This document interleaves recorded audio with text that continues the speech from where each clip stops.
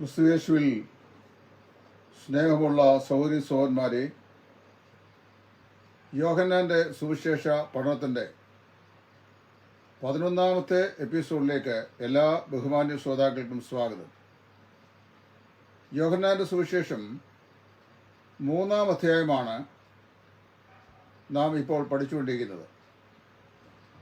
യോഹന്നാന്റെ സുവിശേഷം 3-ാം അധ്യായത്തിൻ്റെ ആദ്യത്തെ 1 മുതൽ 5 വരെയുള്ള വാക്യങ്ങളാണ് കഴിഞ്ഞ ദിവസം 10ാമത്തെ എപ്പിസോഡിൽ നാം ചിന്തിച്ചത്.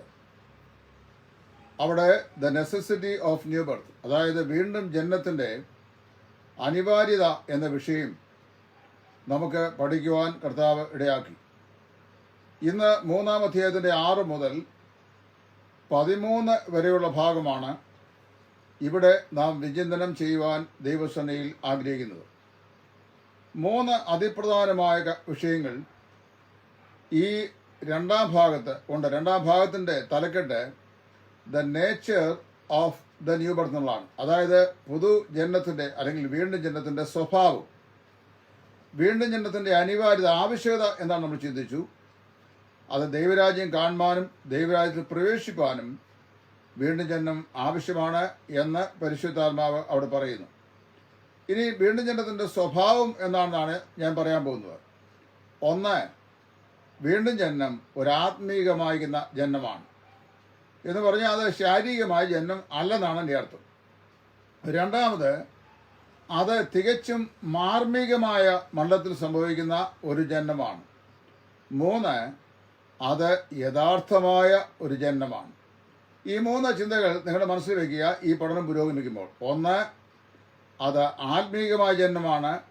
2, അത് മാർമികമായ ഒരു ജനനമാണ്. 3, അത് യഥാർത്ഥമാകുന്ന ഒരു ജനനമാണ്. എന്താണ് ഈ ആത്മീകമായ ജനനം എന്ന് പറഞ്ഞു കഴിഞ്ഞാൽ, അതിലെ 6-7 വാക്യങ്ങളിൽ അപ്പോസ്തലനായ യോഹന്നാൻ അതിൻ്റെ വിശദീകരണം പറഞ്ഞിട്ടുണ്ട്. ആ വാക്യങ്ങൾ ഞാൻ വായിച്ചു കേൾപ്പിക്കാം. 6-7 വാക്യങ്ങളിൽ യോഹന്നാൻ പറയുന്ന കാര്യം എന്താണെന്ന് നമുക്ക് നോക്കാം. യോഹന്നാന്റെ സുവിശേഷം അതിൻ്റെ 3-ാം അധ്യായത്തിൻ്റെ 6-7 വാക്യങ്ങൾ. ജഡത്താൽ ജനിച്ചത് ജഡമാകുന്നു, നിങ്ങൾ പുതുതായി ജനിക്കണം എന്ന് ഞാൻ നിങ്ങളോട് പറയാൽ ആശ്ചര്യപ്പെടരുത്. കാറ്റ് ഇഷ്ടമുള്ളിടത്തേക്ക് ഊതുന്നു, അതിൻ്റെ ശബ്ദം നീ കേൾക്കുന്നു, എങ്കിലും അത് എവിടെ നിന്ന് വരുന്നു എന്നും എവിടേക്ക് പോകുന്നുവെന്നും അറിയുന്നില്ല. അപ്പോൾ ഇവിടെ ഈ വാക്കിൽ പറയുന്നത് പുതുതായി ജനിക്കുക എന്ന് പറഞ്ഞു കഴിഞ്ഞാൽ അത് ആത്മീകമായ ഒരു ജനനമാണെന്നാണ്. ഈ ആത്മീയ ജനനം, ഈ ജഡത്താൽ ജനിച്ചത് ജഡമാകുന്നു. അത് ജഡത്തിൽ നിന്നുള്ള ജനനം, ഭൗതികമായ ജനനം ഭൗതികതയിൽ ഉള്ളതാണ്. അത് ദൈവക്രോധത്തിന് വിധേയപ്പെട്ടതുമാണ്. അതായത് ജഡത്തിൽ ആദാമ്യ സ്വഭാവത്തിൽ ആദാമ്യ പ്രകൃതിയിൽ ജനിച്ചിട്ടുള്ള എല്ലാ ആളുകളുടെയും ജനനം തികച്ചും ഭൗതികവും ആദാമ്യ സ്വഭാവത്തോട് ബന്ധപ്പെട്ടതുമാകിയാൽ അത് ദൈവക്രോധത്തിന് യോഗ്യമായ ഒരു ജനനമാണ്. എന്നാൽ ആത്മാവിനാൽ ജനിച്ചത് ആത്മാവാകുന്നു എന്ന് പറഞ്ഞു കഴിഞ്ഞാൽ അതിൻ്റെ അർത്ഥം അത് ഒരു പുതിയ ആത്മീക മണ്ഡലത്തിലെ ജനനമാകുന്നു എന്നാണ്. വാസ്തവത്തിൽ ഈ ശാരീരികമായ വഴിയിലൂടെ അല്ലെങ്കിൽ ഭൗതികമായ വഴിയിലൂടെ ആത്മീക ജനനം സാധിക്കുകയില്ല. അതുകൊണ്ടാണ് ഇതിൻ്റെ 5-ാം വാക്കിൽ പറയപ്പെടുന്ന വെള്ളത്താലുള്ള ജനനം എന്ന് പറയുന്ന ഫിസിക്കൽ വാട്ടർ അല്ല, അത് ദൈവത്തിൻ്റെ പരിശുദ്ധാത്മാവിനാൽ ദൈവവചനത്താലുള്ള വീണ്ടും ജനനമാകുന്നു എന്ന് പറയുവാൻ കാരണം. കാര്യം physical water cannot produce spiritual birth. ഭൗതികമായിരിക്കുന്ന വെള്ളം ഒരിക്കലും ആത്മീകമായിരിക്കുന്ന ഒരു ജനനത്തിന് സഹായകരമല്ല എന്ന് ദൈവത്തിൻ്റെ വചനം പറയുന്നു. അപ്പോൾ ഇവിടെ വാസ്തവത്തിൽ നമ്മൾ വായിക്കേണ്ട യോഹന്നാൻ 1-ന്റെ 11 മുതൽ 13 വാക്യങ്ങളും ഇതിനോട് ചേർത്ത് വായിക്കേണ്ട വാക്യങ്ങളാണ്. ഇപ്പോൾ വെള്ളത്താലും ആത്മാവിനാലും എന്ന് കർത്താവ് പറയുമ്പോൾ വെള്ളം ഫിസിക്കൽ വാട്ടർ അല്ല. കാര്യം physical water cannot produce the spiritual birth. Physical water can only do something with the physics. അതായത് ഈ ഫിസിക്കലായിട്ടുള്ള വെള്ളം, ഭൗതികമായ വെള്ളം ഭൗതിക വിഷയങ്ങൾക്ക് മാത്രമേ ഉപകരിക്കപ്പെടുന്നുള്ളൂ. അത് ആത്മീയ കാര്യങ്ങൾക്ക് ഉപകരിക്കപ്പെടുന്നില്ല. നമ്മൾ പഴയമൊക്കെ വായിക്കുമ്പോൾ വാസ്തവത്തിൽ ഈ വെള്ളത്താലുള്ള ധാരാളം കഴുകലുകളെ സംബന്ധിച്ച്, ശുദ്ധീകരണ നിയമങ്ങളെ സംബന്ധിച്ച് നമ്മൾ ഈ എബ്രായ ലേഖനത്തിലും ലേവിയ പുസ്തകത്തിലും വായിക്കുന്നുണ്ട്. പുരോഹിതൻ, മഹാപുരോഹിതൻ സമാഗമന കൂടാരത്തിലും ദൈവത്തിൻ്റെ ആലയത്തിലും ചെയ്തു വന്ന ശുശ്രൂഷകളിൽ വെള്ളം കൊണ്ടുള്ള ഒരുപാട് കഴുകലുകളെ കുറിച്ച് പ്രസ്താവിച്ചിട്ടുണ്ട്. ആ വെള്ളം കൊണ്ടുള്ള കഴുകലുകൾ എന്ന് പറയുന്നത് ഭൗതികമായ ശുദ്ധീകരണത്തിന് ഉതകുന്നതാണ്. എന്നാൽ ഇവിടെ പറയപ്പെടുന്ന വെള്ളം അത് ദൈവത്തിൻ്റെ വചനമാണ്. ഇത് സൂചിപ്പിക്കാൻ ഞാൻ കഴിഞ്ഞ പ്രാവശ്യത്തെ ക്ലാസ് തന്നെ പറഞ്ഞിരുന്നു. ബഹുമാനപ്പെട്ട കോനാട്ട് മൽപ്പാൻ അവറുകൾ സുറിയാനിൽ നിന്ന് മലയാളത്തിലേക്ക് തർജ്ജമ ചെയ്ത പെഷിറ്റോ ട്രാൻസ്ലേഷനിൽ ആ വാക്യം എഴുതിക്കുന്നത് ദൈവവചനം ആകുന്ന വെള്ളം എന്നാണ്. ദൈവവചനമാകുന്ന വെള്ളം എന്നാണ്. അതിനെ കുറെ കൂടെ തെളിവായി അദ്ദേഹം പ്രസ്താവിക്കുന്നുണ്ട്. എഫേസ്യർ 5:27 അവൻ അവളെ വചനം എന്ന നീർക്കഴുകലിനാൽ വെടിപ്പാക്കി വിശുദ്ധീകരിക്കണം. വചനമാകുന്ന വെള്ളം കൊണ്ട് എന്നാണ് അതിൻ്റെ അർത്ഥം. അപ്പോൾ വാസ്തവത്തില് വാട്ടർ ബാപ്റ്റിസം ഇവിടെ പറയപ്പെടുന്ന വെള്ളം എന്ന് പറയുന്ന വാട്ടർ ബാപ്റ്റിസത്തെ അല്ല കാണിക്കുന്നത്. കാരണം baptism is not essential for salvation, but it is essential for those that are saved. സ്നാനം എന്ന് പറയുന്നത് രക്ഷയ്ക്ക് അനിവാര്യമായ ഒന്നല്ല, മറിച്ച് രക്ഷിക്കപ്പെട്ട ആളുകൾ അനുഷ്ഠിക്കേണ്ട ഒരു അനുസരണത്തിൻ്റെ കർമ്മമാണ്. അതുമാത്രമല്ല, സ്നാനമാണ് രക്ഷയുടെ മാർഗമെങ്കിൽ, അല്ലെങ്കിൽ വെള്ളത്താലുള്ള സ്നാനമാണ് രക്ഷയുടെ മാർഗമെങ്കിൽ, ആദാം മുതൽ കർത്താവായ യേശു ക്രിസ്തുവിന്റെ ക്രൂശീകരണത്തിന് തൊട്ടു മുമ്പ് വരെയുള്ള ഒരു പഴയ നിയമ വിശ്വാസിയും രക്ഷിക്കപ്പെടുകയില്ല. കാര്യം അവരാരും സ്നാനപ്പെട്ടവരല്ല, മറിച്ച് വിശ്വാസത്താൽ നീതീകരിക്കപ്പെട്ടവരാകുന്നു എന്ന് നാം വായിക്കുന്നു. എബ്രായ ലേഖനം 11-ാം അധ്യായത്തിൽ പറയപ്പെടുന്ന വിശ്വാസ വീരന്മാരുടെ നീണ്ട പട്ടികയിൽ പെട്ട ആളുകൾ ആരും, അതായത് 13ഓളം വ്യക്തികളുടെ പേരുകൾ എടുത്തും ഏതാനും ചില സംഭവങ്ങൾ ചൂണ്ടിക്കാട്ടിയും വിശ്വാസ വീരന്മാരെ സംബന്ധിച്ച് വിവരിക്കുന്ന എബ്രായ ലേഖനം 11-ാം അധ്യായത്തിൽ പറയപ്പെടുന്ന ആരും തന്നെ രക്ഷിക്കപ്പെട്ടവർ അല്ല എന്ന് എങ്കിൽ നമുക്ക് പറയേണ്ടതായി വരും. കാരണം water baptism is not been by the born of water which is mentioned here. അതായത് വെള്ളത്താലുള്ള ജനനം എന്നോട് പറയപ്പെടുന്നത് ജലസ്നാനത്തെ കുറിച്ച് അല്ല എന്നുള്ള കാര്യം ഇവിടെ വ്യക്തമായി നമ്മൾ മനസ്സിലാക്കേണ്ടതായിട്ടുണ്ട്. മാത്രമല്ല, സ്നാനം മാനുഷികമായൊരു പ്രവൃത്തിയാണ്. ദൈവത്തിൻ്റെ രക്ഷയ്ക്ക് മാനുഷികമായ പ്രവൃത്തി ഒരിക്കലും റിക്വയർഡ് അല്ല. ദൈവത്തിൻ്റെ പ്രവൃത്തിയാലാണ്, കർത്താവായ യേശു ക്രിസ്തുവിന്റെ രക്ഷണീയ പ്രവൃത്തിയാൽ, ക്രൂശിലെ തന്റെ യാഗമരണത്താലാണ്, അവന്റെ പുനരുത്ഥാനത്താലാണ് നമ്മുടെ രക്ഷയെ ദൈവം സാധിപ്പിച്ചത്. അതിന് മാനുഷികമായ ഒരു പ്രവൃത്തിയും ദൈവ വചനപ്രകാരം അനിവാര്യമല്ല. അങ്ങനെയാണെന്ന് വന്നു കഴിഞ്ഞാൽ അപ്പോസ്തലനായ പൗലോസ് നിശ്ചയമായും രക്ഷയോട് ബന്ധപ്പെട്ട് സ്നാനം അനിവാര്യമായിരുന്നു എന്ന് പറയുമായിരുന്നു. അദ്ദേഹം പറയുന്നു, ഞാൻ I rejoice because I have not baptised more people in Corinth. അതാ കൊരിന്തില് ഒരുപാട് ആൾ, 2 ക്രിസ്പോസിനെയും ഗായോസിനെയും സ്തേഫാനോസിന്റെ കുടുംബക്കാരെ ഒഴികെ കൊരിന്തിൽ ആരെയും പൗലോസ് സ്നാനപ്പെടുത്തിയിട്ടില്ല.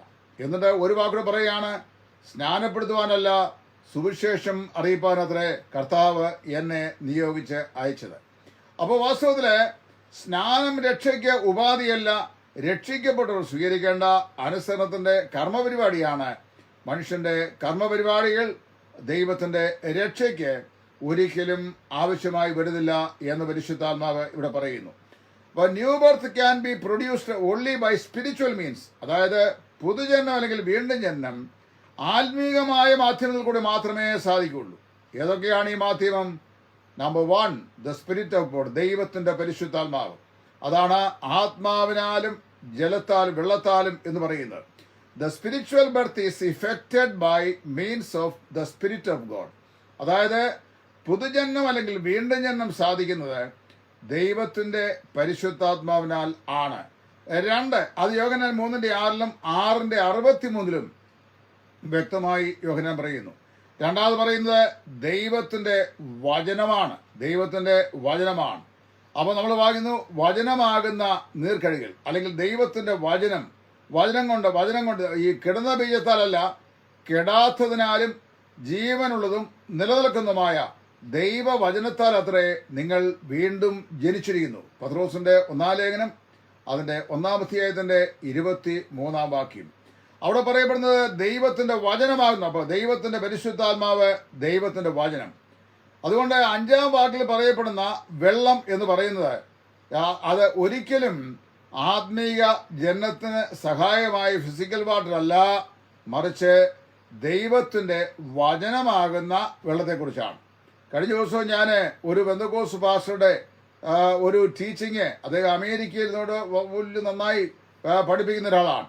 അപ്പോൾ അദ്ദേഹം പറയുന്നു, നിങ്ങൾ സ്നാനത്തിന് അനിവാര്യമായ 3 ഘടകങ്ങൾ: 1 മാനസാന്തരം, 2 രക്ഷ, 3 സ്നാനം. അപ്പോൾ അദ്ദേഹത്തോട് ഞാൻ പറഞ്ഞു, where in the Bible does it say that baptism is necessary for salvation? രക്ഷയ്ക്ക് സ്നാനം അനിവാര്യമാണെന്ന് വേദപുസ്തകത്തിൽ എവിടെയാ പറഞ്ഞെന്ന് ചോദിച്ചു കഴിഞ്ഞപ്പോൾ അദ്ദേഹം തടി തപ്പുകയാണ്. വേദപുസ്തകത്തിൽ എവിടെയും അങ്ങനെ പറഞ്ഞിട്ടില്ല. അതുകൊണ്ട് the water mentioned relation to new birth is not physical water but the spiritual water which is the word of God. അതായത് പുതുജന്മത്തിന് അല്ലെങ്കിൽ വീണ്ടും ജന്മത്തിന് ഉപാധിയായി പറയപ്പെട്ടിരിക്കുന്ന വെള്ളം ഭൗതികമായ വെള്ളമല്ല, നേരെ മറിച്ച് ദൈവത്തിന്റെ വചനമാണ്. അപ്പം വീണ്ടും ജന്മത്തിന്റെ അല്ലെങ്കിൽ പുതുജന്മത്തിന്റെ സ്വഭാവങ്ങൾ, ആവശ്യങ്ങൾ, അനിവാര്യങ്ങൾപ്പെട്ട 1 ദൈവത്തിന്റെ പരിശുദ്ധാത്മാവ്, 2 ദൈവത്തിന്റെ വചനം ആകുന്ന വെള്ളം. ഇതുകൊണ്ടാണ് അത് സാധിക്കുന്നത്. അപ്പോൾ ഇവിടെ വാസ്തവത്തില് നിക്കോദിമോസിനോട് 4-ാം വാക്യത്തിൽ വെള്ളത്താലും ആത്മാവിനാലും ജനിച്ചിട്ടല്ലാതെ ദൈവരാജ്യത്തിൽ പ്രവേശിപ്പാൻ കഴിയില്ല എന്ന് കർത്താവായ യേശുക്രിസ്തു പറയുന്നതിന്റെ സാരം ദൈവത്തിന്റെ വചനത്താലും ദൈവത്തിന്റെ പരിശുദ്ധാത്മാവിനാലും മാത്രമാണ് വീണ്ടും ജന്മം സാധിക്കുന്നത് എന്നാണ്. അപ്പോൾ വാസ്തവത്തില് ദൈവത്തിന്റെ പരിശുദ്ധാത്മാവ് ദൈവത്തിന്റെ വചനത്തെ വാസ്തവത്തിൽ നമ്മിൽ വിശ്വാസം ഉൽപാദിതമാകുവാൻ തക്കവണ്ണം ഉപയോഗിക്കുകയും വചനം കേൾക്കുമ്പോൾ പരിശുദ്ധാത്മാവ് നമ്മുടെ ഹൃദയത്തെ ഉണർത്തി മാനസാന്തരത്തിലൂടെ വിശ്വാസം നമ്മൾ ജനിപ്പിക്കുകയും ചെയ്യുന്നു. അങ്ങനെ എന്ത് ചെയ്യുന്നു? ഒരു പാപി കർത്താവായ യേശുക്രിസ്തുവിൽ വിശ്വസിക്കുവാൻ ഇടയായിത്തീരുന്നു. അങ്ങനെ വിശ്വസിക്കുമ്പോൾ ദൈവത്തിന്റെ വചനത്താൽ അവൻ നമ്മെ വീണ്ടും ജനിപ്പിക്കുന്നു എന്നാണ് ഇവിടെ പറയുന്നത്. അപ്പോൾ വീണ്ടും ജനത്തിന്റെ അല്ലെങ്കിൽ പൊതുജനത്തിന്റെ സ്വഭാവം ഏതാണെന്ന് ചോദിച്ചു കഴിഞ്ഞാൽ it is not physical nature but it's essentially spiritual nature. ഭൗതികമായിരുന്ന സ്വഭാവമല്ല, തികച്ചും ആത്മീയമായ സ്വഭാവമാണ്. 2, അതിന്റെ 8 മുതൽ 10 വരെയുള്ള വാക്യങ്ങൾ വായിക്കുമ്പോൾ ആ 8 മുതൽ 10 വരെയുള്ള വാക്യങ്ങൾ ഇങ്ങനെ വായിക്കുന്നു: കാറ്റ് ഇഷ്ടമുള്ളിടത്ത് ഊതുന്നു, അതിന്റെ ശബ്ദം നീ കേൾക്കുന്നു, എങ്കിലും അത് എവിടെ നിന്ന് വരുന്നു എന്നും എവിടേക്ക് പോകുന്നു എന്നും നാം അറിയുന്നില്ല. ആത്മാവിനാൽ ജനിച്ചവനെല്ലാം അതുപോലെയാകുന്നു എന്ന് ഉത്തരം പറഞ്ഞു. നിക്കോദിമോസിനോട് ഇത് എങ്ങനെ സംഭവിക്കും എന്ന് ചോദിച്ചു. യേശു അവനോട് ഉത്തരം പറഞ്ഞത്, നീ ഇസ്രായേലിന്റെ ഉപദേഷ്ടാവായിരുന്നിട്ടും ഇത് അറിയുന്നില്ലയോ? അതായത് it is a mysterious birth.